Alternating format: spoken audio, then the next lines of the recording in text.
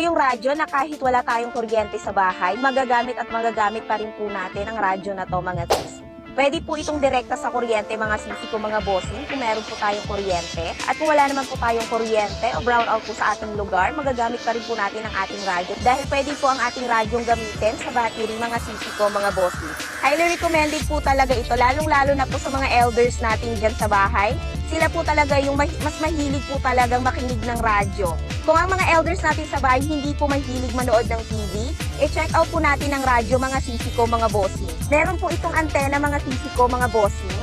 Ayan, ito pong antena niya ay mahaba din mga sis mga bossing. Kung dadalhin po natin ito sa mga camping, makakasaga pa rin po talaga ng signal dahil napakahaba po ng antena ng ating radyo.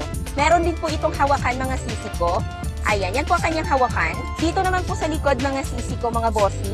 Ito pong sa ilalim, kung pipihitin po natin kung ano po yung gusto po nating pakinggan. AM po ba, FM at SW mga sisi ko mga bossing.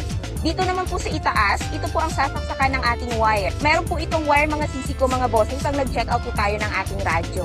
Ito po ang kanyang wire mga sisi ko mga bossing. Kung gagamitin po natin na direkta sa kuryente, ito po ang magkokonekta sa ating radyo at sa kuryente mga sis. Kung wala naman po tayong kuryente sa bahay, magagamit pa rin po dahil meron po itong lalagyan ng battery.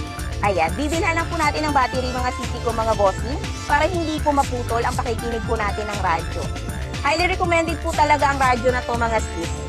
Hindi po talaga kayo magsisisi sa pag-check out nito. Napakalakas po kasi ng radyo na to at napakaganda po ng tunog. Yan din po ang itinaganda sa radyo na to mga sisi ko mga bossing.